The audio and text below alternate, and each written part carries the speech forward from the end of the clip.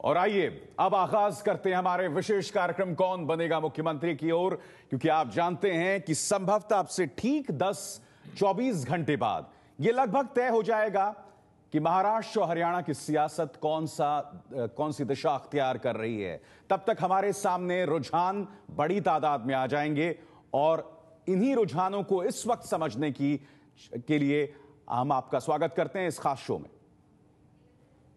नकली सपने दिखाने वाले आगे निकल गए। भ्रष्टाचार से देश को मुक्त कराना चाहिए कि नहीं कराना चाहिए। तो चुनावी नतीजों में जैसे कि हमने आपको बताया 24 घंटे से कम का वक्त रह गया है। कल सुबह 7 बजे से ईवीएम्स में कैद जो नतीजे हैं उनकी गिनती शुरू हो जाएगी। ढेरों प्रश्न जुड़े हुए हैं इस बार के चुनावों से। सबसे बड़ा प्रश्न, क्या प्रधानमंत्री नरेंद्र मोदी का जादू एक बार फिर काम करेगा? उनके चाणक्य, उनके सिपाहसलार अमित शाह ने जिस तरह से कोशिशें की हैं, क्या वो रंग लाएगी? क्या कांग्रेस मुक्त भारत की जो उनकी सोच है उसकी तरफ एक और कदम बढ़ाया जाएगा? क्योंकि कांग्रेस भी कहीं ना कहीं अपने वजूद के लिए यहां पर लड़ रही है। एग्जिट पोल्स की माने तो इस वक्त एडवांटेज बीजेपी है, मगर असल हकीकत अब से 24 घंटों के बाद सामने उभर कर आएगी। ABP News Nielsen, Times Now C Voter, India Today Cicero, India News Axis, News 24 Chanakya. चुनाव से ठीक पहले सभी न्यूज चैनलों के सर्वे एक ही तरफ इशारा कर रहे हैं कि बीजेपी महाराष्ट्र में सबसे बड़ी पार्टी बनेगी। महाराष्ट्र में सट्टा बाजार भी बीजेपी को बहुमत के करीब दिखा रहा है, लेकिन शिवसेना को एग्जिट पोल पर यकीन नहीं है। सामना में संपादकीय में लिखा है, सट्टा बाजार क्या कहता है और तुम्हारे वे पोल वाले कौन से आंकड़े दिखा रहे हैं, इन सबसे ज्यादा महत्वपूर्ण है कि लोगों ने जो जनादेश दिया है उसे पहले इलेक्ट्रॉनिक वोटिंग मशीनों से बाहर आने दो। असली चुनाव परिणाम के लिए रुके तो फिर वे लोग पोल वाले कैसे कहलाएंगे? 2-5 हजार लोगों से बातचीत कर उनके मत जानकर महाराष्ट्र का जनादेश जाहिर करना एक प्रकार से जनभावना का अनादर है। हालांकि एग्जिट पोल की इजाजत चुनाव आयोग भी देता है। एबीपी न्यूज नीलसन के सर्वे में बीजेपी गठबंधन महाराष्ट्र में सरकार बनाता दिख रहा है। बीजेपी को 144 जबकि शिवसेना को 77 सीटें मिलने के आसार हैं। टाइम्स नाउ के सर्वे में भी बीजेपी बहुमत के करीब है। बीजेपी को 138 सीटें मिल सकती हैं, शिवसेना को 59 सीटें, कांग्रेस को 41 सीटें, एनसीपी को 30 सीटें मिलने का अनुमान है। न्यूज 24 चाणक्य के सर्वे में बीजेपी को पूर्ण बहुमत मिलने के अनुमान है। सर्वे में बीजेपी को 151, शिवसेना को 71, कांग्रेस को 27, एनसीपी 28, एमएनएस और अन्य के खाते में 5-5 सीटें जाने का अनुमान है। इंडिया न्यूज एक्सेस के सर्वे में बीजेपी को दूसरे ओपिनियन पोल्स के मुकाबले सबसे कम सीटें हैं, फिर भी बीजेपी सबसे बड़ी पार्टी बनती दिख रही है 103 सीटों के साथ। सर्वे में शिवसेना को 88 सीटें मिलने का अनुमान है। आज तक इंडिया टुडे सिसेरो के सर्वे में भी बीजेपी सबसे बड़ी पार्टी बनती दिख रही है, लेकिन बहुमत से पीछे है। सर्वे के मुताबिक बीजेपी को 124 सीटें मिलने का अनुमान है। कुल जमा बड़ी तस्वीर यह है कि सभी सर्वे में बीजेपी आगे है और उसे किसी से टक्कर मिलती नजर नहीं आ रही है। लेकिन बड़ा सवाल यह है कि क्या सभी एग्जिट पोल के नतीजे सही होंगे? और असल नतीजे आने से पहले भी सियासत धीरे धीरे करवट बदल रही है। आपको याद होगा सामना में उद्धव ठाकरे के रवैये में नरमी देखी जा रही है। यही नहीं, पंकजा मुंडे ने खास बातचीत में कहा है कि उन्होंने विश्वास जताया है कि बीजेपी को वैसे तो बहुमत मिलेगा, मगर अगर बहुमत नहीं मिला तो शिवसेना के साथ जाने का रास्ता खुला हुआ है। उन्होंने कहा कि पार्टी कहेगी तो शिवसेना से बात करने के लिए तैयार हैं। तो आप जानते हैं कि उनके पिता गोपीनाथ मुंडे जो थे वो एक किस्म से सेतु का काम करते थे शिवसेना और बीजेपी के बाद। और अक्सर शिवसेना के नेता भी ये कहते हैं कि अगर गोपीनाथ मुंडे आज जीवित होते तो संभवतः मुख्यमंत्री पद के लिए लड़ाई नहीं होती। एबीपी न्यूज नीलसन का सर्वे ये कहता है कि बीजेपी को 144 तक सीटें मिलेगी। ऐसे में पूर्ण बहुमत नहीं मिलता है, ऐसे में किसकी मदद ली जाएगी? इस मुद्दे पर बात करने के लिए हमारे साथ है पंकजा मुंडे जी। उनसे जानते हैं कि अगर पूर्ण बहुमत नहीं मिलता है, ऐसे में क्या एनसीपी या शिवसेना, कौन सा ऑप्शन होगा? देखिए, पूर्ण बहुमत मिलेगा ये हमें आत्मविश्वास है। अगर ऐसा नहीं हुआ तो हमारे विकल्प खुले हैं, पर शायद मेरे नेताओं ने और हमने ये क्लियर किया है कि एनसीपी के साथ जाने के लिए हम तैयार नहीं हैं। तो मुझे लगता है फिर विकल्प शिवसेना का उस मायने में खुला है, और अगर मेरे पक्ष के श्रेष्ठी मुझे आदेश देते हैं या हमारे कोर कमेटी में किसी को भी आदेश देते हैं तो हम उसमें बात करेंगे। लेकिन पिछले अगर कुछ दिनों से हम देख रहे हैं कि जिस तरह से प्रचार के दरमियान उद्धव ठाकरे हो या फिर शिवसेना के कई बड़े नेता हो बीजेपी पर शब्दों से हमला करते आ रहे हैं, ऐसे में आप क्या लगता है कि ये जो दूरी है बहुत ज्यादा बढ़ गई है और फिर से एक साथ लाना मुश्किल होगा? देखिए, दूरी बढ़ गई है। नेचुरली हम एक दूसरे के खिलाफ लड़े हैं तो दूरी तो उस वक्त थी ही, और हम चारों पार्टियां जो मेजर पार्टियां हैं स्टेट में वो एक दूसरे के खिलाफ लड़ रही थी। तो शायद ये एक ऐसा टाइम था, एक रिवोल्यूशनरी टाइम था इंडियन पॉलिटिक्स में, महाराष्ट्र के पॉलिटिक्स में, कि सारे पार्टीज अपने अपने स्ट्रेंथ को नीचे तक चेक करने की कोशिश कर रहे थे। तो कौन कितने पानी में है ये इसमें जरूर बहुत क्लियर हो जाएगा। तो इस विशेष प्रसारण में मेरे साथ जुड़ गए कई खास मेहमान भी यहां स्टूडियोज में। मैं आपका परिचय करा दूं तमाम खास मेहमानों से। हमारे साथ मेरे सहयोगी विजय विद्रोही हैं, इसके अलावा वरिष्ठ पत्रकार अभिलाष खांडेकर हमारे साथ जुड़ रहे हैं, अशोक वानखेड़े, अनिल आनंद, और साथ ही हमारे साथ जुड़ रहे हैं अनिल आर्या साहब। आप सबका स्वागत है। और साथ ही मुंबई से जुड़ रहे हैं अब उमेश कुमावत। उमेश, हमने उद्धव ठाकरे का सामना को लेकर जो उनका बयान था वो देखा कि अब कड़वाहट का दौर चला गया है। पंकजा मुंडे की अपनी महत्वाकांक्षाएं मुख्यमंत्री पद की को लेकर, मगर वो भी शिवसेना से बातचीत करने की का इशारा कर रही हैं। क्या ये अब मानकर चला जाए कि नतीजे जो भी आए, और कम से कम अगर 144 के आंकड़े से बीजेपी दूर रहती है तो इन दोनों पार्टियों का साथ आना तय है, या कोई अड़चन है आपके हिसाब से अभी भी? नहीं, देखिए, इसमें अभिसार सबसे बड़ी बात है कि अब जो है शिवसेना के नेताओं से जो हमारी बातचीत होती रहती है, कल भी हुई है, तो शिवसेना वैसे भी बीजेपी को सबसे करीबी पार्टी मानती है। अगर सरकार बनाने का कोई दूसरा विकल्प भी सामने आता है तो कांग्रेस या एनसीपी को लेके या उनका बाहर से सपोर्ट लेके सरकार बनेगी, इस बात से सरासर इनकार करते हैं शिवसेना के नेता। उनका कहना है कि ये हो ही नहीं सकता कि हम कांग्रेस का बाहर से सपोर्ट ले या एनसीपी का बाहर से सपोर्ट ले। तो अगर शिवसेना के पास सबसे नज़दीकी अगर पार्टी कोई है तो वो बीजेपी ही है, और यही बात बीजेपी के लिए भी लागू होती है, क्योंकि बीजेपी के लिए जो नेता है यहाँ के वो साफ इनकार कर चुके हैं कि सरकार नहीं बनेगी तो चलेगा, लेकिन हम एनसीपी का साथ नहीं लेंगे। बाहर से बात आ रही थी कि एनसीपी का बाहर से अगर सपोर्ट लेने की जरूरत पड़ी तो क्या बीजेपी इसके लिए तैयार है?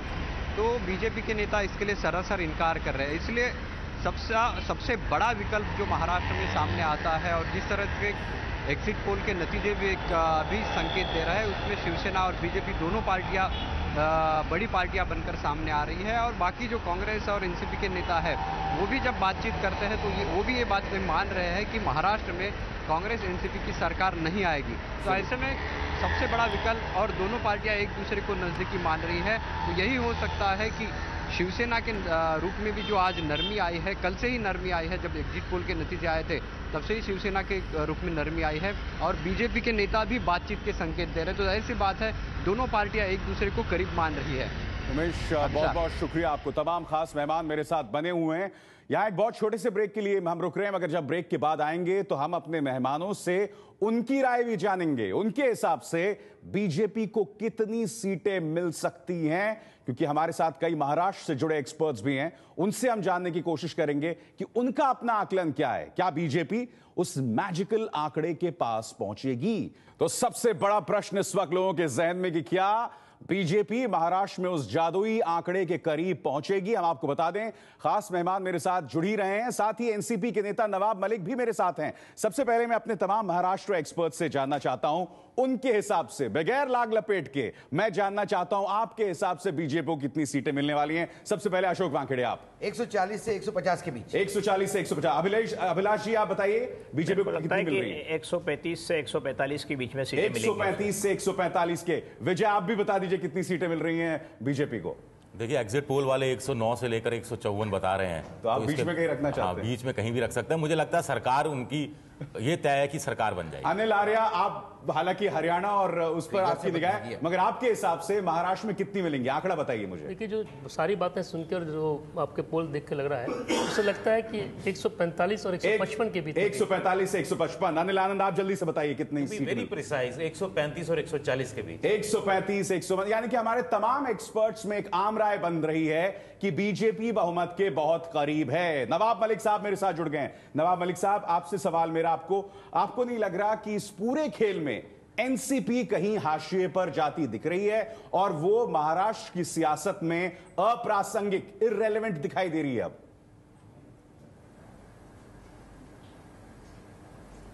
देखिए, आपके एग्जिट पोल हम लोगों को लगभग 28-30 सीटें दिखा रहे हैं, लेकिन मैं आज फिर आपके चैनल पे दोहरा रहा हूं कि 50 से अधिक सीटों पे हम लोग जीतेंगे। यहाँ सभी पैनलिस्ट बता रहे हैं कि बीजेपी 150 तक पहुंचेगी। हम आपको स्पष्ट रूप से बताते हैं कि 110 से नीचे ही रहेगी, 110 का आंकड़ा पार नहीं कर पाएगी। 110 से ऊपर नहीं जाएगी बीजेपी। हम आपको याद दिला दें कि एक एग्जिट पोल है, उसने 103 की बात कही है, तो हम ये बात स्पष्ट कर दें, अब आप एग्जिट पोल्स को भूल जाइए, क्योंकि 24 घंटे बाद असल हकीकत सामने उभर कर आने वाली है। 24 घंटे बाद स्पष्ट हो जाएगा कि बीजेपी 100 पर सिमटेगी, 150 तक जाएगी, या उससे भी अलग, जैसे लोकसभा चुनाव में हुआ था, जहां कई लोगों की लिहाज से एक चमत्कार हुआ था, उस तरह का चमत्कार हम महाराष्ट्र में देखेंगे। तो आपको बता दें कि शिवसेना की तरफ से दो तरह के संदेश आ रहे हैं। एक तरफ उद्धव ठाकरे का बयान, जिसमें उन्होंने कहा कि अब कड़वाहट को भूल जाए जाएं, ताकि एक जो गुंजाइश बन रही है चुनावों के बाद गठबंधन की, वो बनी रहे। मगर मनोहर जोशी, शिवसेना नेता मनोहर जोशी का कहना है कि सरकार तो शिवसेना की ही बनेगी। शिवसेना के वरिष्ठ नेता मनोहर जी जोशी हमारे साथ इस वक्त है। आइए उनसे जानते हैं कि अब जिस तरह से हालात है वो लग रहे हैं कि अब सत्ता में आने सत्ता की समीप है बीजेपी, उनकी ज्यादा सीटें आएगी, वहीं पर शिवसेना को कम सीटें मिलेगी। ऐसे में क्या बीजेपी के साथ शिवसेना का गठबंधन होगा फिर से? वो प्रश्न निर्माण ही नहीं होता है, क्योंकि हम सत्ता में आने वाले हैं। बीजेपी कहाँ जाती है, कांग्रेस कहाँ जाती है, हमें कोई प्रश्न नहीं। हम सत्ता में आएंगे और अच्छी सत्ता कैसी चलानी चाहिए वो दिखाएंगे। जोशी, लेकिन ये आपको लगता है सिर्फ ये बोलने की बात है, क्योंकि एग्जिट पोल के आंकड़े यही कहते हैं कि बहुत कम सीटें शिवसेना को मिलने वाली है। कितनी? लगभग 65 के आसपास। तो ये कम हुई? तो क्या सत्ता के समीप जाने के लिए ये काफी है? देखिए, बात ऐसी होती है कि सत्ता किसको मेरी मानना चाहिए। तो जो अच्छा कारोबार करता है, लोगों को पसंद आता है, लोगों के लिए काम करता है, वो काम हम करेंगे। लेकिन फिर अगर 60-65 सीटें मिलती है तो ऐसे में सत्ता के समीप कैसे जाएगी शिवसेना? क्या होगा समीकरण? क्या एनसीपी के साथ, एमएनएस के साथ जुड़ के सत्ता में आएंगे?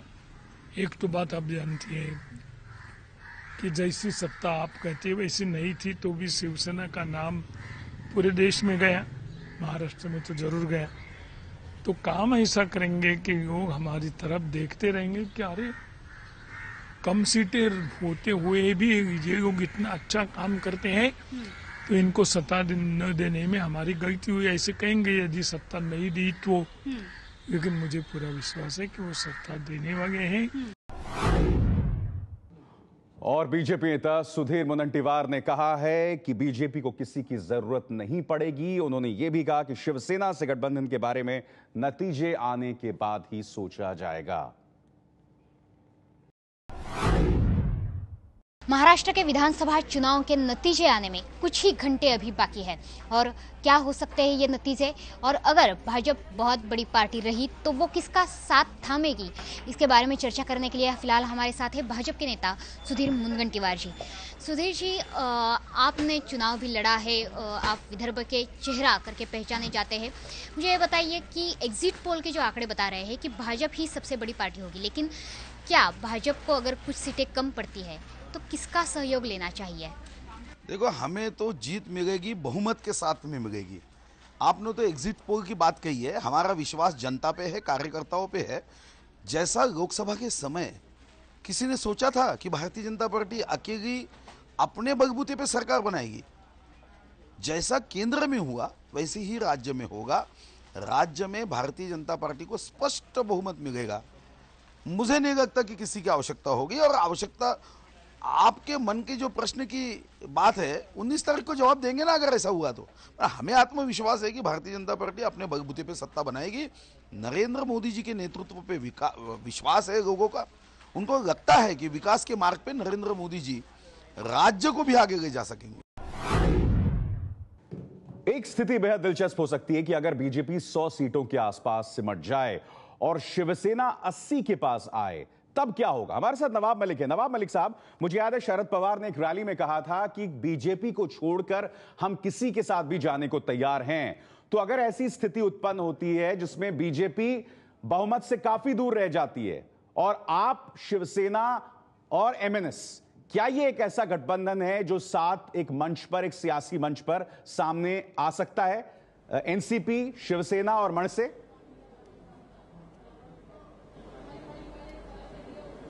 नहीं, देखिए, कल तक तो यही बातें चलाई जा रही थी कि बीजेपी और एनसीपी साथ में जाएंगे। हमने 15 साल से बार बार इन बातों को डिनाई करने का काम किया। ठीक है, आज परसेप्शन बदल रहा है, इसकी हमें खुशी है। जनता का क्या मैंडेट है देखना पड़ेगा। जनता का मैंडेट जो भी होगा उसका आदर होगा, और नतीजे के बाद जो भी परिस्थिति होगी विपक्ष में बैठने की हमारी शिवसेना और आप साथ जा सकते हैं कि नहीं? सीधा सवाल था मेरा नवाब मलिक साहब, सीधा सवाल था मेरा, आप और शिवसेना साथ जाएंगे या नहीं जाएंगे? नहीं, अभी ऐसा है मेरा नहीं। देखिए, ये पार्टी कोई मैं फैसले लेकर नहीं चलाता, पार्टी के नेता करेंगे। विपक्ष में बैठने की हमारी तैयारी है, लेकिन परिस्थिति के अनुरूप पार्टी फैसला लेगी। बिल्कुल। एक अहम बात यहां पर अशोक वानखेड़े पूना पैटर्न की बात कर रहे थे। हमें याद है मेयर साहब जब जीते थे अशोक, तो बाकायदा छगन भुजबल साहब का उन्होंने आशीर्वाद लिया था, मेयर जो कि मनसे के थे। तो मगर मेरा सवाल आपसे अशोक यहां पर यह है, शिवसेना के रवैये में यह दुविधा क्यों दिखाई दे रही? क्या उससे डर है कि वो राष्ट्रीय स्तर पर हाशिए में जा सकती है? नहीं, बिल्कुल ये बात तो तय है कि यदि भारतीय जनता पार्टी को भारी बहुमत मिला, जैसा कि एग्जिट पोल के सर्वे यदि कुछ समय के लिए सही माने और यदि वो पूरी अपने बलबूते पे आती है, तो भारतीय जनता पार्टी और जो पैटर्न है नरेंद्र मोदी का काम करने का, सबसे पहले हमला होगा municipal corporation, Mumbai municipal corporation पे, क्योंकि वो लाइफलाइन है शिवसेना की। यदि वो कटती है कहीं, यदि वहां से शिवसेना निकलती है, तो शिवसेना के पास एक औरंगाबाद का म्यूनिसिपल कॉर्पोरेशन बचता है जो बैंकक्रप्ट हो चुका है। ठाणे उनके पास है नहीं के बराबर है। ऐसे में शिवसेना का जो एक फाइनेंशियल जो स्ट्रेंथ है वो कमजोर हो जाएगी, और किसी भी राजनीतिक दल की जब फाइनेंशियल स्ट्रेंथ कमजोर हो जाती है तो वो धाराशायी हो जाता है, क्योंकि चुनाव अब पैसे के और बहुत महंगे हो गए। अभिलाष खांडेकर जी, मैं आपसे जानना चाहता हूं, क्या तलखी इतनी ज्यादा बढ़ गई है दोनों पार्टियों के बीच की यू टर्न की गुंजाइश अब खत्म होती जा रही है, या आपको लग रहा है कि कौन सा सेतु होगा शिवसेना और बीजेपी के बीच चुनावों के बाद? नहीं, आज तो ये कहना मुश्किल है, क्योंकि जो सारे एग्जिट पोल बता रहे हैं वो इसी तरफ दिशा निर्देश कर रहे हैं कि भारतीय जनता पार्टी अपने आप निश्चित रूप से वो बनाएगी अपनी सरकार, और यदि नहीं बनाती है तो वो इंडिविजुअल जो इंडिपेंडेंट मेंबर्स हैं उनको भी साथ में ले सकती है, क्योंकि शिवसेना और इन दोनों की खाई बहुत बढ़ चुकी है। शिवसेना के लिए एक बहुत इंपॉर्टेंट इशू ये भी आ रहा है कि अगले 2 साल में, मतलब जून 2016 में शिवसेना 50 साल पूर्ण करने जा रही है। तो वो अपने सेलिब्रेशंस के हिसाब से वो तैयारी कर रही थी कि इसको यदि सरकार में आ जाती है, पहली बार उद्धव ठाकरे यदि मुख्यमंत्री बन जाते हैं। लेकिन मुझे लगता नहीं है कि शिवसेना का, चूंकि उनका पूरे प्रदेश में इतना ज़्यादा वो नहीं था, उनके पास लीडरशिप की कमी थी, और भारतीय जनता पार्टी ने जिस तरीके से संगठनात्मक कौशल मैं आपको रोक रहा हूं अभिलाष जी, आपने लीडरशिप की बात की, मैं यहीं पर मेरा आपसे एक सवाल है, क्या अगर ऐसे हालात पैदा होते हैं कि बीजेपी बहुत मजबूती से सामने उभर कर आती है, तो क्या उद्धव ठाकरे के नेतृत्व पर सवाल उठेंगे? गुंजाइश है उसकी? निश्चित रूप से सवाल उठेंगे, और सबसे पहला सवाल शिवसेना के अंदर से, शिवसेना के अंदर से उठेंगे। अभी जो मनोहर जोशी जो बात कर रहे थे, उन्होंने 2 दिन पहले ये कहा था कि हमको 60-65 सीट मिल रही है, यही बहुत बड़ी बात है। उनके और उद्धव ठाकरे के रिलेशनशिप में भी बहुत कोई अच्छी बात वो नहीं है, लेकिन इस चुनाव के लिए इकट्ठे हो गए थे। अशोक, बहुत संक्षिप्त में, क्या आपको लग रहा है शिवसेना में बगावत की स्थिति आ सकती है? बगावत की नहीं, बाल ठाकरे के मृत्यु के बाद या राज ठाकरे के जाने के बाद जितना बगावत का जो सूर उमटने थे वो खत्म हो गए। चाहे शिवसेना 70 पे निपटे, 60 पे निपटे, 50 पे निपटे, शिवसेना कंसोलिडेट होके अपना हमला तेज करने का प्रयास करेगी विधानसभा में, जो उनके तरफ से रणनीति हो सकती है। लेकिन उनको अब आपसे प्रतिक्रिया चाहूंगा, क्या शिवसेना पर सवाल खड़े होंगे, उद्धव ठाकरे पर सवाल खड़े होंगे अगर बीजेपी अपने दम पर सरकार बना लेती है? तो संक्षिप्त में जानना चाहूंगा उमेश। नहीं, अभिसार मुझे लगता है कि उद्धव ठाकरे के नेतृत्व पर सवाल खड़े नहीं होंगे, क्योंकि जितनी सीटें आने का अनुमान एग्जिट पोल बता रहे हैं, उतनी सीटें पहले भी जब शिवसेना की सरकार आई थी 1995 में, उस वक्त भी इतनी, जब बाला साहब ठाकरे थे उस वक्त भी इतनी सीटें नहीं आई थी।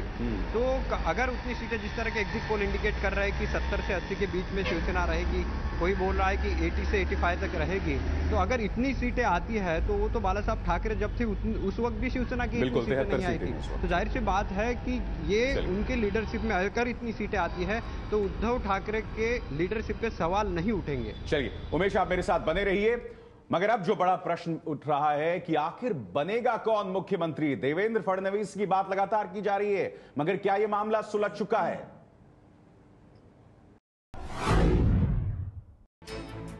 चुनाव खत्म, नतीजों का इंतजार, लेकिन नतीजों से पहले एग्जिट पोल से बन रही है बीजेपी की सरकार। और अब सबसे बड़ा सवाल, महाराष्ट्र में कौन बनेगा मुख्यमंत्री? बीजेपी के आला सूत्र हमें बताते हैं कि महाराष्ट्र में विधायक दल का नेता, जो कि महाराष्ट्र का मुख्यमंत्री भी होगा, वो विधायकों में से ही होगा। और जो प्रमुख नाम सामने आए हैं उसमें प्रदेश अध्यक्ष देवेंद्र फडणवीस, विपक्ष के नेता एकनाथ खड़से और पूर्व प्रदेश अध्यक्ष सुधीर मुनगंटीवार का नाम सबसे प्रमुख है। महाराष्ट्र में नितिन गडकरी के भेजे जाने की चर्चा थी, जिसे वो नकार चुके थे, लेकिन अब सूत्र भी बता रहे हैं कि मुख्यमंत्री की कुर्सी पर बैठने वाला विधायक ही होगा। महाराष्ट्र में बिना चेहरे के बीजेपी ने चुनाव लड़ा था, ऐसे में मुख्यमंत्री के लिए किसी एक के नाम पर मोहर लगाना आसान नहीं रहने वाला। 44 साल के फडणवीस युवा और तेज तर्रार नेता है। वार्ड संयोजक से प्रदेश अध्यक्ष तक का राजनीतिक सफर तय कर चुके फडणवीस साफ छवि के नेता है। 27 साल की उम्र में नागपुर के मेयर बने फडणवीस 3 बार विधायक चुने जा चुके हैं और चौथी बार मैदान में हैं। महाराष्ट्र में चुनाव से पहले केंद्र में नरेंद्र और महाराष्ट्र में देवेंद्र का नारा भी खूब उछला था। सरपंच से लेकर मंत्री बन चुके एकनाथ खड़से महाराष्ट्र विधानसभा में नेता विपक्ष रहे हैं। बीजेपी शिवसेना सरकार में मंत्री रह चुके एकनाथ खड़से 5 बार से विधायक रहे हैं। किसानों के नेता होने की वजह से इनकी लोगों के बीच अच्छी पकड़ मानी जाती है, लेकिन बढ़ती उम्र बीजेपी में खड़से के मुख्यमंत्री बनने की राह मुश्किल बना सकती है। महाराष्ट्र के ओबीसी नेता सुधीर पूर्व प्रदेश अध्यक्ष रह चुके हैं। 3 बार से विधायक रहे सुधीर पर भी बीजेपी अपना दांव लगा सकती है। देखो, दावा हमारे पार्टी में कोई नहीं करता। हमारे पार्टी की कोई रिवाज है, कोई परंपराएं है। हमारे पार्टी में विधायक दल का नेता विधायक तय करेंगे। हमारे वरिष्ठ नेता किसी को निरीक्षक करके भेजेंगे और उसके बाद चुन के आने वाले विधायक राज्य का नेतृत्व और हमारे भारतीय जनता पार्टी के गठ का नेतृत्व करने वाले व्यक्ति का नाम तय करेंगे। और इस वक्त जो एक बड़ी खबर आ रही है वो ये, नितिन गडकरी लगातार इस बात से इनकार करते रहे हैं कि वो मुख्यमंत्री पद की रेस में नहीं है, मगर अब जो खबर आ रही है कि गडकरी भी रेस में आ चुके हैं। कल नतीजे के बाद बीजेपी संसदीय बोर्ड की बैठक होने वाली है। हम सीधे रुख करना चाहेंगे विकास भदौरिया का। विकास, लगातार गडकरी ने हमसे घोषणा पत्र में भी कहा था कि सवाल ही नहीं है, अब ऐसे में उनका नाम सीएम की रेस में आना, यह किसका ब्रेन चाइल्ड है?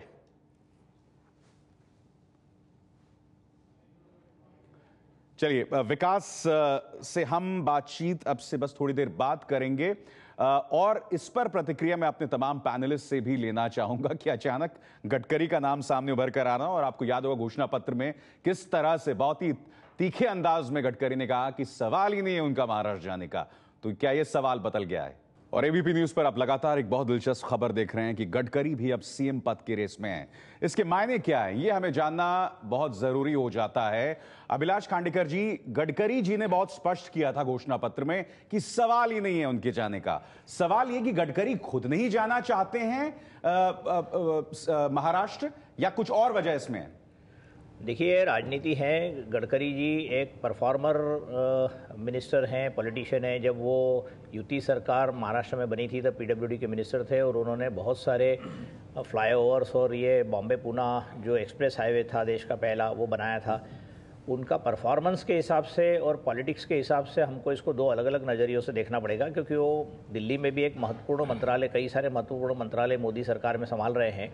अब ये मोदी सरकार को देखना पड़ेगा, प्रधानमंत्री को देखना पड़ेगा कि महाराष्ट्र के हालात कितने ख़राब हैं। क्या वो फडणवीस जैसे युवा व्यक्ति के हाथ में महाराष्ट्र की कमान देंगे या फिर गडकरी को यहाँ से भेजेंगे? क्योंकि ये सवाल बहुत ज़रूरी है, क्योंकि महाराष्ट्र एक लीडिंग स्टेट है। इंडस्ट्रियलाइजेशन वहाँ पर बहुत स्लो चल रहा है और काफ़ी पिछड़ा हुआ है। ओवरड्राफ्ट वहाँ पर काफ़ी ज़्यादा हो रहा है। चुनौतियाँ बेतहाशा चुनौतियाँ महाराष्ट्र में बेतहाशा है। लेकिन मेरा कहने का मतलब यह है कि इसको फडणवीस या गडकरी इन दोनों में से ही कोई मुख्यमंत्री बनेगा, ये मेरी जानकारी है। ये आपकी जानकारी। विजय, केंद्र की सियासत में ये मामला कहाँ आके ठहरता है? नहीं, मुझे लगता है अगर हम अभी महाराष्ट्र की बात करें तो ये डिपेंड करेगा कि बीजेपी को कितनी सीटें मिलती हैं। अगर बीजेपी अपने दम पर बहुमत पे आती है, जो अमित शाह और नरेंद्र मोदी की जोड़ी तय करेगी, वो मुख्यमंत्री पद संभाल लेगा। और फिर चाहे वो कमजोर मुख्यमंत्री हो, इतना अनुभवी नहीं हो, केंद्र की जो ऑरा रहता है उसके हिसाब से चीजें चल जाएंगी।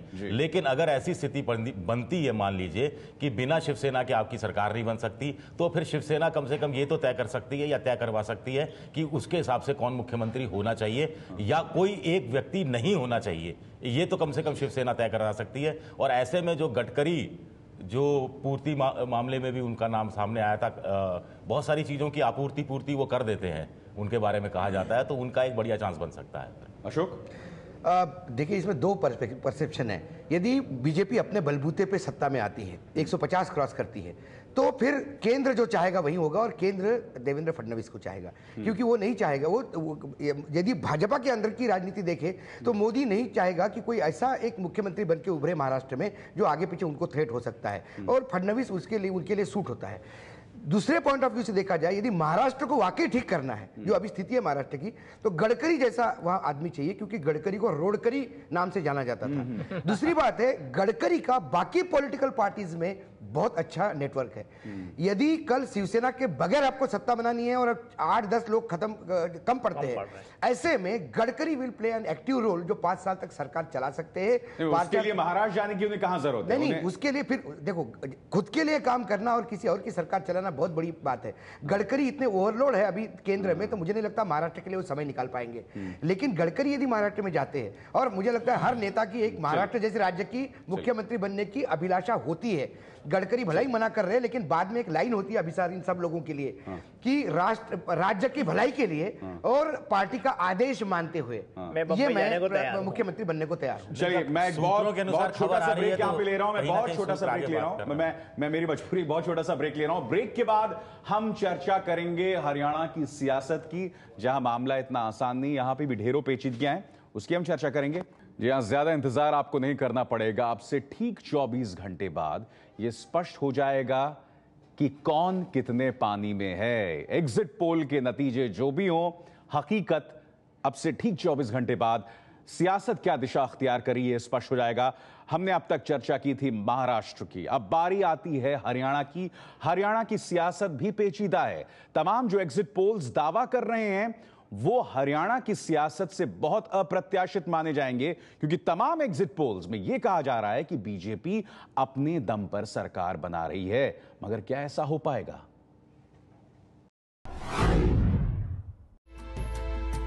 चुनाव से ठीक पहले सभी न्यूज चैनलों के सर्वे एक ही तरफ इशारा कर रहे हैं कि बीजेपी हरियाणा में सबसे बड़ी पार्टी बनेगी। हरियाणा में भी सभी चैनलों के सर्वे में सरकार बीजेपी की बनती दिख रही है। एबीपी न्यूज नीलसन के एग्जिट पोल के मुताबिक हरियाणा में कुल 90 सीटों में बीजेपी को अकेले 54 सीटें मिलने का अनुमान है, यानी बहुमत से 9 ज्यादा। चौटाला की आईएनएलडी को 22 सीटें मिलने का अनुमान है, जबकि सत्ता पर काबिज कांग्रेस को सिर्फ 10 सीटें मिलती दिख रही हैं। टाइम्स नाउ सी वोटर के सर्वे में हरियाणा में बीजेपी को 48, आईएनएलडी को 25, कांग्रेस को 12, एचजेसी को 5 सीटें मिलने का अनुमान है। न्यूज 24 चाणक्य के सर्वे में हरियाणा में बीजेपी को पूर्ण बहुमत मिलने का अनुमान है। सर्वे में बीजेपी को 52, आईएनएलडी को 23, कांग्रेस को 10, एचजेसी और अन्य को 5-5 सीटें मिलने का अनुमान है। मगर आईएनएलडी को अभी भी उम्मीद है कि सरकार आईएनएलडी ही बनाएगी। दुष्यंत चौटाला ने स्पष्ट कर दिया है कि एग्जिट पोल पहले भी गलत साबित होते रहे हैं और उन्होंने कहा है कि सत्ता की चाबी दरअसल ओम प्रकाश चौटाला के हाथ में है, जो कि जेल की शोभा बढ़ा रहे हैं और वही तो तय करेंगे कि आखिर अगला मुख्यमंत्री कौन होगा। हरियाणा के चुनावी नतीजों का ऐलान होने में महज कुछ ही घंटों का वक्त बचा है। हमारे साथ मौजूद हैं दुष्यंत चौटाला।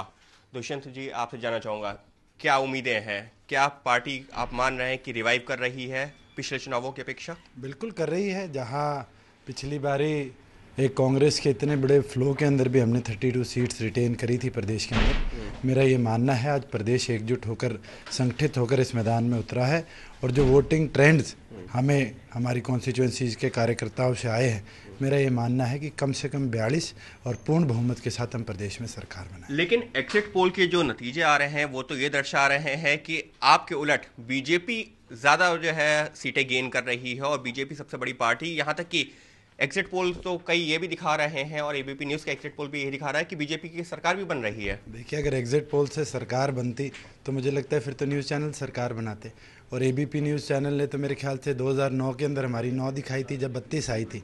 आज आप तो शायद 30 प्लस दिखा रहे हैं। तो मेरा ये मानना है कम से कम 45-46 सीटें हम प्रदेश में लेकर जाएंगे और दोबारा प्रदेश के अंदर चौधरी देवीलाल की नीतियों की सरकार बनेगी। प्रदेश के अंदर एक नया दौर आएगा जिससे प्रगति की ओर हरियाणा प्रदेश चलेगा। तो आईएनएलडी को अभी भी उम्मीद है। इस बीच कैप्टन अभिमन्यु सिंह, आपको याद होगा जब एबीपी न्यूज ने अपना पहला ओपिनियन पोल किया था तो उस वक्त कैप्टन अभिमन्यु सिंह रेटिंग्स में काफी ऊपर थे, यानी कि मुख्यमंत्री पद की पसंद के लिए बीजेपी के तमाम नेताओं में उनका मुकाम सबसे ऊपर था। अब कैप्टन अभिमन्यु सिंह कह रहे हैं कि उन्हें पार्टी जो भी जिम्मेदारी सौंपेगी उसके लिए वो तैयार है। हरियाणा चुनाव के एग्जिट पोल बता रहे हैं कि हरियाणा में बीजेपी की सरकार बनेगी, पर बीजेपी में यह मंथन चल रहा है कि हरियाणा का अगला सीएम कौन होगा। हमारे साथ बीजेपी के सीनियर लीडर कैप्टन अभिमन्यु हैं जो अगले सीएम भी हो सकते हैं। कैप्टन साहब, अगर पार्टी आपको सीएम का पद देती है तो आप तैयार हैं? मैं भारतीय जनता पार्टी का एक कार्यकर्ता हूं और वर्तमान में हमको बहुत खुशी है कि तमाम रुझान और संकेत इस दिशा की तरफ जा रहे हैं कि कल चुनाव परिणाम आएगा और भारतीय जनता पार्टी की सरकार बनेगी। अभी तो मैं इस बात को लेकर के ज्यादा खुश हूं कि हरियाणा प्रदेश में भारतीय जनता पार्टी 2/3 बहुमत के साथ सरकार बनाने जा रही है। वह क्षण हम सब के लिए, वो सब कार्यकर्ताओं के लिए अत्यंत गर्व का क्षण होगा जब भारतीय जनता पार्टी की सरकार और एक भारतीय जनता पार्टी का प्रामाणिक कार्यकर्ता मुख्यमंत्री के तौर पर उस सरकार का नेतृत्व करेगा। भले कोई भी हो, हम सब सामूहिकता के आधार पर काम करने वाले लोग हैं। और पर हमें ये पता चला है कि पार्टी में ये सहमति बन रही है कि आप अगले सीएम हो। देखिए, आपकी जानकारी का स्रोत क्या है मैं नहीं कह सकता हूं, परंतु मैं अपनी तरफ से इतना ही कहूंगा कि एक कार्यकर्ता होने के नाते जो जिम्मेदारी पार्टी मुझे देती है, मैं अपनी तरफ से उसको पूरी निष्ठा और ईमानदारी से पूरा करने की कोशिश करता हूं और आगे भी कोई जिम्मेदारी पार्टी देगी, चाहे वो भाजपा कार्यालय में दरी बिछाने का काम भी होगा, बड़ी खुशी से, बड़े हर्ष से, बड़े गर्व के साथ उस काम को पूरी निष्ठा और ईमानदारी से पूरा करने की कोशिश करूंगा। तो इस मामले में हमारे साथ हरियाणा से जुड़े 2 एक्सपर्ट्स तो मौजूद ही हैं, अनिल आर्या और अनिल आनंद। हम आपको बता दें कि मेरे सहयोगी जगविंदर पटियाल भी मेरे साथ जुड़ चुके हैं। सबसे पहले अनिल आनंद जी, मैं आपसे जानना चाहता हूं, हरियाणा की सियासत बहुत पेचीदा है और कई लोगों के हिसाब से एग्जिट पोल के नतीजे चौंकाने वाले हैं क्योंकि बीजेपी का अपना कोई बहुत सॉलिड बेस नहीं है। तो सवाल ये कि क्या आपको लग रहा है, कम से कम इन एग्जिट पोल के हिसाब से फर्स्ट टाइम वोटर तय कर रहा है अगले सरकार कौन सी होगी, क्योंकि कम से कम उस फर्स्ट टाइम वोटर पर मोदी का प्रभाव दिखता है। देखो अभी साहब, आपने बिल्कुल सही कहा, बहुत चौंकाने वाले एग्जिट पोल के नतीजे थे, लेकिन मेरा ये मानना है कि जो एक्चुअल नतीजे जब आएंगे तो शायद कुछ और भी आश्चर्यजनक कुछ ना कुछ खेल हो सकता है। आप सोचते हैं कि नंबर 1 पे बीजेपी नहीं रहेगी? मैं बिल्कुल मानता हूं। एक तो ये कहना कि भाजपा एब्सोल्यूट मेजॉरिटी ले जाएगी या जैसे इन्होंने कहा कि 2/3 मेजॉरिटी ले जाएंगे, अभिमन्यु ने कहा, ये कुछ अभी आज के दिन थोड़ा सा बड़ा आश्चर्यजनक लगता है और इसमें कुछ ज्यादा तथ्य लग नहीं रहा है मुझे। Given the ground reality, given multipolar context. आपका क्या आकलन है, क्या बीजेपी नंबर 1 की पार्टी होगी या नहीं होगी? देखिए, मैं इस पे भी आई विल नॉट, मैं इंग्लिश में अगर कहूं, I will not like to stick my neck out on this also. 24 घंटे की आपने डेडलाइन तय की है, मुझे लगता है 24 घंटे इस पे इंतजार करें। मगर आज हम आप बोल सकते हैं, आप हमारे एक्सपर्ट से। अनिल आर्या जी, आपके हिसाब से एक लाइन और थोड़ा ऐड करना चाहूंगा। ये बिल्कुल निश्चित है कि INLD एक इंपॉर्टेंट रोल प्ले करेगी। अनिल आर्या जी, आप बताइए, आपके हिसाब से कितना इत्तेफाक रखते हैं आप इन तमाम एग्जिट पोल से जो बीजेपी को बहुमत दे रहे हैं? मुझे लगता है कि बीजेपी बहुमत के करीब होगी और बहुमत आ भी सकता है। जो लास्ट के 3 दिन थे, उन 3 दिन के अंदर बीजेपी ने काफी कुछ वहां गेन किया है। खासतौर पर जब सिरसा में जो डेरा सच्चा सौदा है, उन्होंने समर्थन देने की खुली जब घोषणा की थी, कम से कम 14 सीट ऐसी हैं जिन पर भाजपा को तुरंत लाभ हुआ। जो कुरुक्षेत्र 14 सीट आप बता रहे हैं डेरा सच्चा सौदा के उससे, मगर 14 सीट तो ऐसे हैं जो सीधा सीधा उनको फायदा मिलेगा। जितनी जल्दी या जितनी देर से डेरा सच्चा सौदा ने अपना समर्थन जाहिर किया, क्या वो काफी था? देखिए, पहली बार ऐसा हुआ है कि डेरा सच्चा सौदा ने खुलकर किसी पार्टी को समर्थन दिया है। अब से पहले ये लगता था कि वो कांग्रेस को समर्थन दे रही है, लेकिन अंदर खाने और देर नहीं हुई थी। जो अंतिम 3 दिन थे वो बड़े इंपॉर्टेंट 3 दिन थे, खासकर जो ओम प्रकाश चौटाला जेल के अंदर चले गए, उसके बाद इनेलो बैकफुट पे वहां आई थी। हमको लगा कि शायद जाने का कुछ फायदा होगा इनेलो को, ऐसा हुआ नहीं। जगविंदर पटियाल मेरे साथ है। जगविंदर, मैं आपसे जानना चाहता हूं यहां पर क्या INLD समर्थक के जहन में एक धर्म संकट नहीं था? क्योंकि INLD के जो सुप्रीमो वो जेल में मौजूद थे, उन्होंने बाहर आके कैंपेनिंग की। क्या ये एक अहम फैक्टर नहीं था? क्योंकि सामने एक ऐसा शख्स था, यानी कि मोदी, जो वो कह रहे थे कि ना खाने दूंगा ना खाऊंगा, तो क्या ये दोनों उसके सामने ऑप्शंस नहीं थे? देखिए, सबसे पहली बात यह है कि INLD का हरियाणा में काडर वोट है, बीजेपी का नहीं था। लेकिन ओम प्रकाश चौटाला अगर जेल के बाहर होते तो माहौल कुछ और होता। अब पूरा जो क्रेडिट है वो मोदी ने टेक ओवर कर लिया था, और जितना भी मोदी का प्रचार था उसकी हवा और डेरे की मेहरबानी से बीजेपी का पलड़ा भारी नजर आ रहा है एग्जिट पोल में। सबसे महत्वपूर्ण पॉइंट यही है।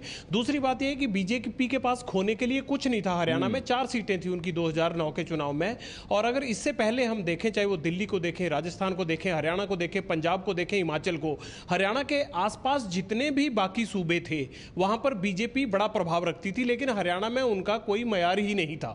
तो ऐसे में नरेंद्र मोदी ने एक बड़ा दाव खेला कि हरियाणा जनहित कांग्रेस से अलग होकर अकेले लड़ा जाए, और यह दाव इनका बिल्कुल सफल भी रहा। और उसी में नरेंद्र मोदी की हवा बनी, और ओम प्रकाश चौटाला का बाहर होना और हरियाणा जनहित कांग्रेस से गठबंधन तोड़ लेना और सपोर्ट करना डेरा सच्चा, ये सारे फैक्टर थे जिनके कारण आज लग रहा है कि हरियाणा में कहीं बीजेपी बहुमत ले ही ना जाए, और जो एग्जिट पोल आ रहे हैं उनमें ऐसा लग रहा है। लेकिन जो शहरी वोटर है वो जाहिर सी बात है कि बीजेपी की तरफ दिख रहा है, और जो ग्रामीण वोटर है उसका झुकाव अब भी कहीं ना कहीं, चाहे उसने वोट किसी को भी डाला हो, लेकिन जुबान से वो बात INLD की कर रहा है। इसीलिए ये तय है कि मुकाबला कांग्रेस बाहर है बिल्कुल पूरी तरह से, ग्रामीण वोटर बिल्कुल बीजेपी की टक्कर है।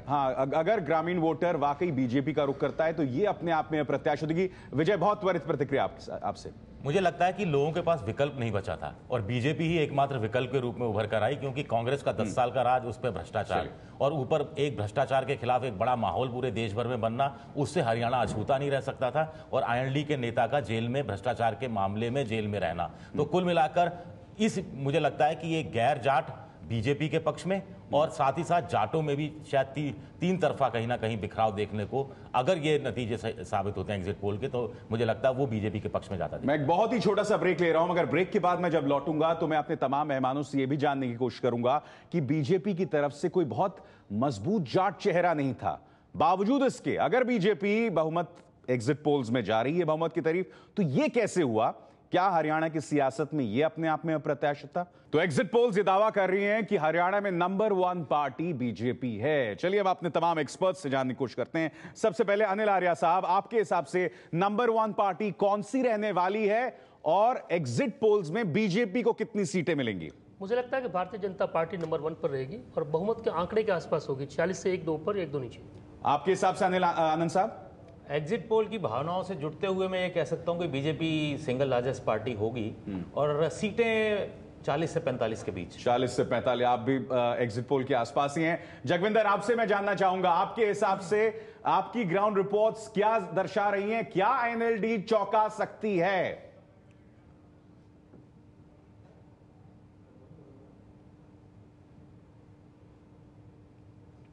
जगविंदर,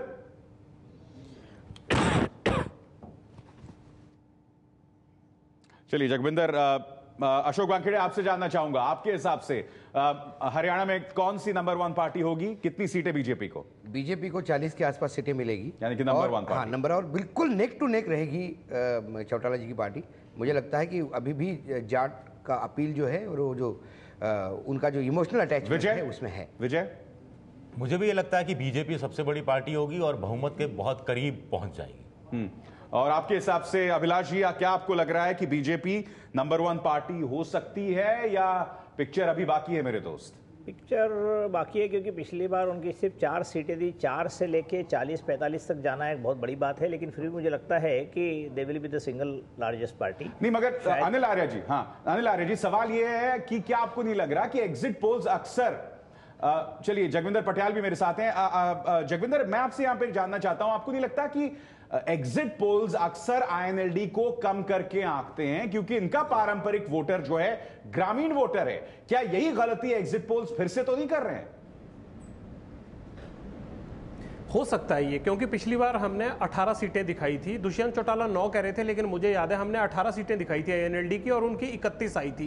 उसी चीज को वो बार बार दोहरा रहे हैं और मुझे भी ये लग रहा है कि शायद जो एग्जिट पोल में सर्वे होते हैं शायद वो शहरी इलाकों में ज्यादा हो जाता है और ग्रामीण में कम होता है, और आईएनएलडी का ज्यादा जो बड़ा तबका वोटर है वो ज्यादा ग्रामीण इलाकों का है। एक ये अभी तक बेनिफिट ऑफ डाउट हम दे सकते हैं, लेकिन जैसे आप बात कर रहे थे सीटों की, तो मुझे ये लगता है कि बीजेपी हरियाणा में सबसे बड़ा दल होगा, लेकिन 40 से 42 सीटें आएंगी मुझे ये लगता है, और आईएनएलडी जो है वो 28, 30, 32 तक सिमटेगी, ऐसा मुझे लग रहा है। चलिए, तमाम जो हमारे एक्सपर्ट्स की राय से स्पष्ट हो चला है कि बीजेपी नंबर 1 पार्टी रहेगी।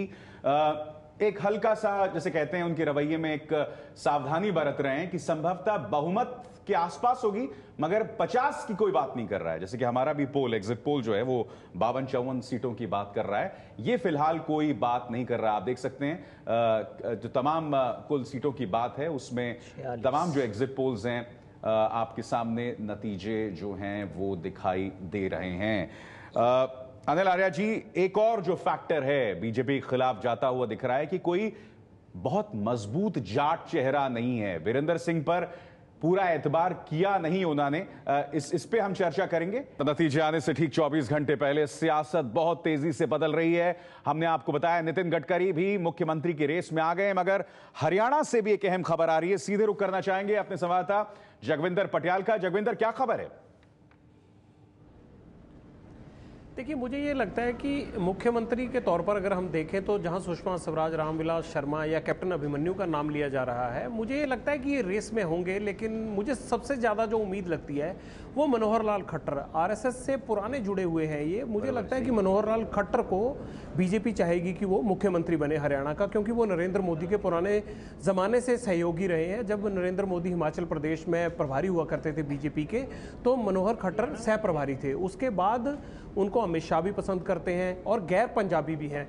मनोहर लाल खट्टर का मैं थोड़ा सा बैकग्राउंड बता दूं आपको अभिसार, कि वो हिमाचल प्रदेश में जितने भी संघ से जुड़े हुए मुद्दे हैं उनका सबका संचालन मनोहर लाल खट्टर ही करते रहे हैं। उनको राजनीति का भले ही इतना ज्ञान नहीं था, लेकिन संघ के मुद्दों का ज्ञान उनको बहुत पहले से है।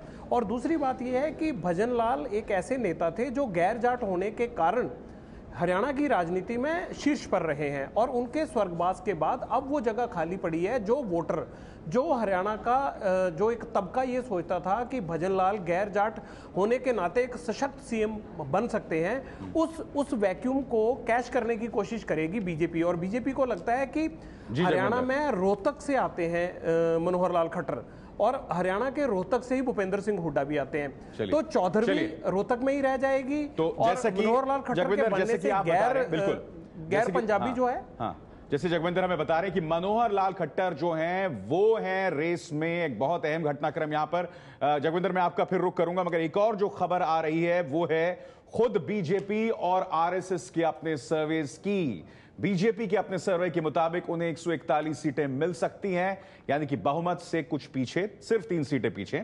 और अगर आरएसएस की बात करें, बीजेपी के सर्वे में पार्टी को 121 सीटें, और आरएसएस के सर्वे की बात करें 125 से 145। सर्वे में 121। विकास भदौरिया मेरे साथ टेलीफोन लाइन पर जुड़ रहे हैं। विकास, पार्टी क्या कह रही है, कितनी सीटें और मिल रही हैं पार्टी को? देखिए, जो पार्टी का अपना इंटरनल असेसमेंट है उसके मुताबिक बीजेपी को कम से कम 141 सीटें, 288 में से 141 सीटें मिलती दिखाई दे रही है। 141, 141 जी, 141 सीटें, और जिसमें से कोंकण की 15 में से 4 सीटें बीजेपी का अपना असेसमेंट है कि उनको मिलेंगी। मुंबई और थाने की 60 में से 20 सीटें बीजेपी के खाते में जाएंगी। इसके अलावा विदर्भ की 62 में से 40 सीटें, सबसे बड़ा जो चंक मिल रहा है बीजेपी को वो विदर्भ से मिल रहा है, और 62 में से 40 सीटों का असेसमेंट है बीजेपी का कि उसके खाते में आएंगी। इसके अलावा पश्चिम महाराष्ट्र से 25 सीटें उसके खाते में आएंगी। महाराष्ट्र की मराठवाड़ा की 47 में से 20 सीटें बीजेपी के खाते में आ रही हैं, और उत्तर महाराष्ट्र की 46 में से 27 सीटें बीजेपी को मिल रही हैं। ऐसा बीजेपी का अपना असेसमेंट है।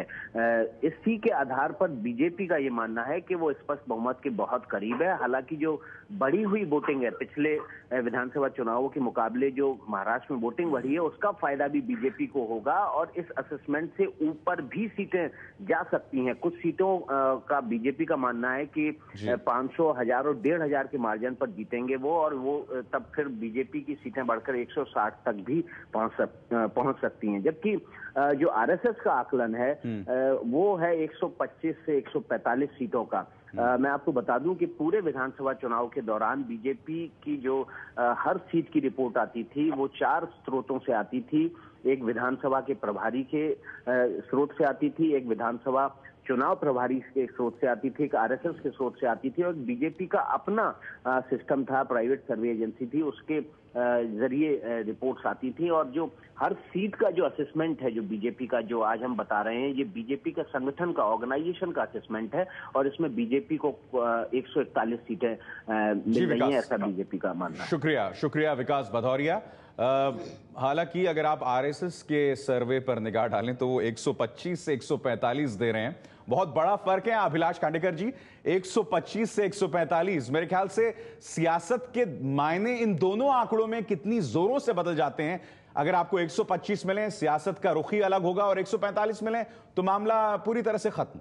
बिल्कुल ठीक है। यदि 145 मिलती है तो उनको किसी से हाथ मिलाने की जरूरत नहीं पड़ेगी, लेकिन 125 का मतलब ये रहेगा कि फिर वापस शिवसेना के साथ में और ढेरों मिन्नतें। हाँ, ढेरों मिन्नतें, और जिस तरीके से उनमें अनबन हुई थी, जिस तरीके से एक दूसरे को चूहा और बिल्ली और बाघ और न जाने अफजल खान क्या क्या बोला था, तो वो सबको भुला देने का समय आ जाएगा।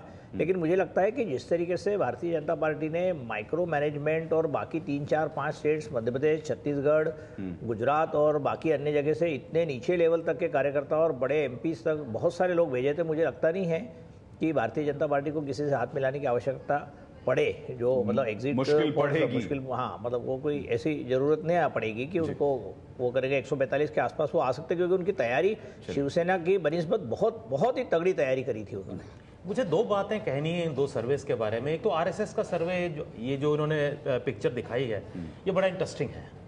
क्यों आरएसएस ने बड़े गार्डेड होके, या हो सकता है ये वास्तु स्थिति भी हो, ये उन्होंने कहा ये एक देखने लायक बात है जिस पे कल तबसरा किया जा सकता है। दूसरा, अभी आपने बताया कि एबीपी संवाददाता ने वहां से बताया कि नितिन गडकरी ने भी अपनी हैट रिंग में फेंक दी है।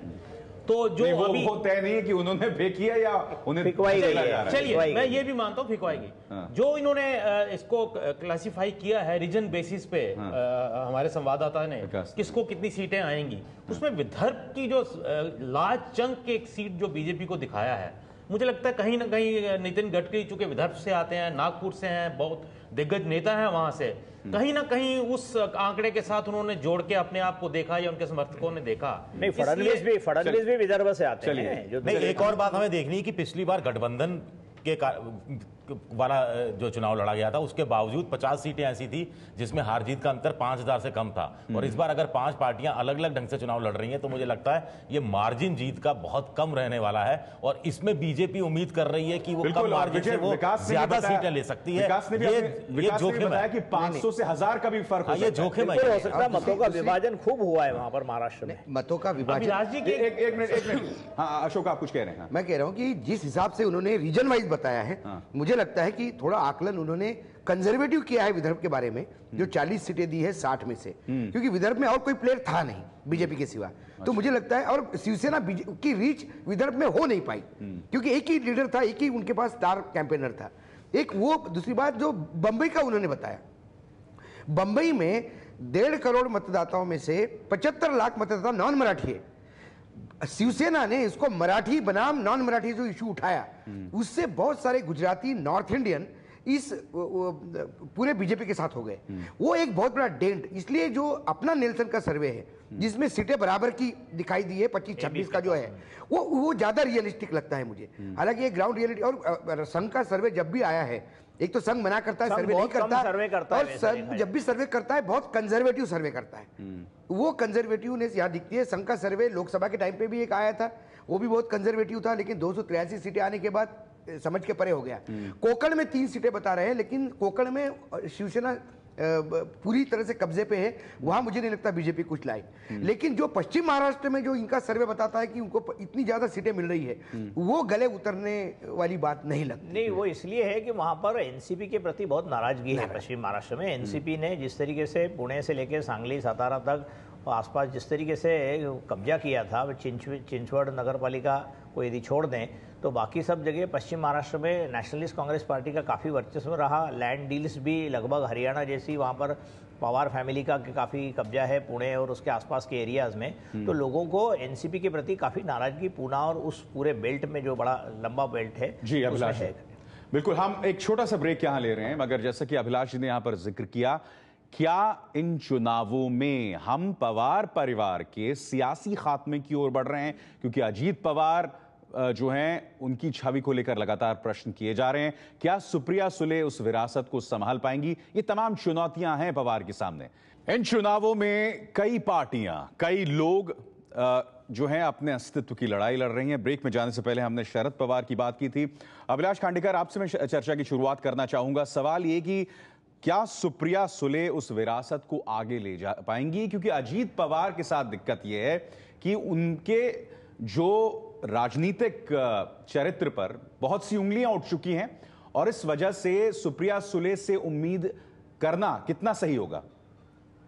नहीं, देखिए, सुप्रिया सुले रहेगी या प्रफुल्ल पटेल रहेंगे या अजीत पवार रहेंगे, ये तो कुछ दिनों में पता लगेगा। लेकिन ये बात निश्चित है कि इस चुनाव में जिन लोगों को अस्तित्व का खतरा नजर आ रहा है वो पवार फैमिली है और राष्ट्रवादी पार्टी है। राष्ट्रवादी पार्टी के अध्यक्ष सुनील तटकरे, जो महाराष्ट्र के अध्यक्ष है, वो कुछ वर्षों पहले, 2-3 साल पहले इरिगेशन मिनिस्टर थे, सिंचाई मंत्री थे, और बड़े भारी स्कैम का सामना करते हुए उनको बाद में मंत्रिमंडल से हटा दिया। आदर्श घोटाले में भी तटकरे साहब, आदर्श घोटाले में भी थे। और मैं आपको ये बताना चाहूँगा कि पृथ्वीराज चव्हाण का और कांग्रेस का जो और एनसीपी का जो झगड़ा हुआ, वो इसी मामले पर हुआ कि 17,000 करोड़ से ज़्यादा का सिंचाई घोटाला, जिसमें अजीत पवार का भी रोल माना जाता था, उसको पृथ्वीराज चव्हाण सीबीआई को हैंड ओवर करना चाहते थे। उसी के ऊपर काफ़ी झगड़ा हुआ और बाद में बहुत हालत खराब हुई। आज तक वो माधव चितले रिपोर्ट सरकार के पास आ गई, लेकिन उसके ऊपर बहुत ज़्यादा कोई कार्रवाई नहीं हुई। तो अब मुद्दा ये है कि अब इस तरीके की जो भारतीय जनता पार्टी की जो जीत की वो दिख रही है संभावनाएं, उसमें राष्ट्रवादी पार्टी सबसे ज़्यादा नुकसान में आएगी, क्योंकि राष्ट्रवादी और कांग्रेस के गठबंधन में ये माना जा रहा था कि राष्ट्रवादी ने ज़्यादा भ्रष्टाचार किया और पृथ्वीराज चव्हाण एकदम हतबल और एक बहुत ही हेल्पलेस मुख्यमंत्री के रूप में उभर कर आए, जो कुछ नहीं कर पा रहे थे ईमानदारी होने के बावजूद। तो ऐसी स्थिति में मुझे लगता है कि पवार फैमिली में मुख्य रूप से अजीत पवार और शरद पवार के जाने के बाद यदि अजीत पवार लड़ाई कर सकते हैं, लेकिन सुप्रिया सुले के ऊपर निश्चित सब लोगों की नजर रहेगी। बिल्कुल। अशोक, मैं आपसे यहाँ ये जानना चाहता हूं, पश्चिम महाराष्ट्र गढ़ माना जाता था एनसीपी का, वहां वो कमजोर हो रही है, कांग्रेस वैसे भी एंटी इनकम्बेंसी का सामना यहां पर कर रही है, तो साफ तौर पर यहां जो आंकड़ा दिखाई दे रहा है उसके करीब जाने की बीजेपी की वजह, 144 के करीब जाने की वजह तो यही स्पष्ट हो जाती है कि पश्चिम महाराष्ट्र में किस बुरी तरह से पवार गिर रहे हैं। महाराष्ट्र का डीएनए देखा जाए तो कांग्रेस ही है। इसके बावजूद 15 साल में सत्ता में रहने के बावजूद भी फिर आ सकते थे सत्ता में, लेकिन जो भ्रष्टाचार और एनसीपी ये हाथ में हाथ लेके जाते। निर्विवाद रूप से ये कहना चाहूंगा कि शरद पवार महाराष्ट्र के सबसे बड़े नेता है, लेकिन अब इतिहास हो गया। जो आज की पीढ़ी है अजीत पवार, वो पूरा शरद पवार के हाथ में नहीं है। अजीत पवार, वो कहते हैं कि जितना चाचा ने कमाया उतना भतीजे ने गंवाया। तो जितने भ्रष्टाचार है, जहां महाराष्ट्र में भ्रष्टाचार, वहां अजीत पवार, वहां एनसीपी ये समीकरण बन चुका है। और उनका रवैया भी, उनका रवैया भी, उनका अरोगेंस, जिस हिसाब से बात करते हैं। शरद पवार के जो साथी थे सब, जिन्होंने ये पार्टी बनाई थी, वो सारे हाशिए पे निपट गए, उनको उनके साथ बदतमीजियां की गई।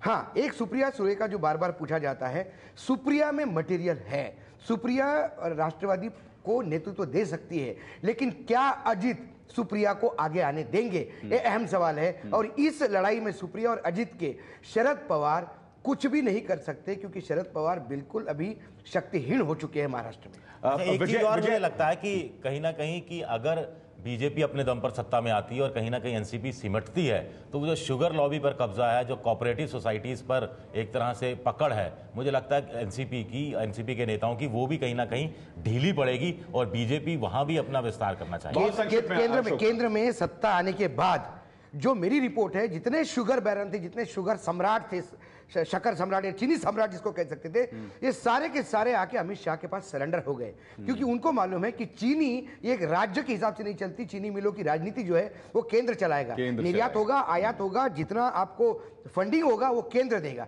और उनको मालूम है कि एनसीपी अभी सत्ता में नहीं है, ऐसे में ये अब अमित शाह के दरबार में आके सब बैठने लगे, तो कोई ताज्जुब वाली बात नहीं होनी चाहिए। चलिए, बहुत बहुत शुक्रिया आप सबका। अनिल आर्य, अनिल आनंद, अभिलाष खांडेकर, विजय और अशोक जी, आप सबका बहुत बहुत शुक्रिया इस अहम चर्चा में शरीक होने के लिए। तो हम आपको बता दें, अब से 24 घंटे बाद, यानी 12 बजने वाले हैं, कल 12 बजे तक ये स्पष्ट हो जाएगा। ये जो चर्चाएं हम लगातार कर रही हैं, हकीकत आपके सामने अब से ठीक 12 घंटे बाद होगी। और 6 बजे से लगातार एबीपी न्यूज पर आप देखेंगे सबसे तेज नतीजे। जुड़िएगा हमारे साथ, समीक्षा करेंगे उन नतीजों की, और बहुत ही अहम होने वाले हैं नतीजे। यकीन मानिए, किसी थ्रिलर से कम नहीं होने वाले नतीजे, क्योंकि सियासत जो है वो बहुत दिलचस्प हो गई है महाराष्ट्र और हरियाणा की। एक छोटे से ब्रेक के बाद फिर लौटते हैं। एबीपी न्यूज पर खबरों का सिलसिला फिर बहाल होगा।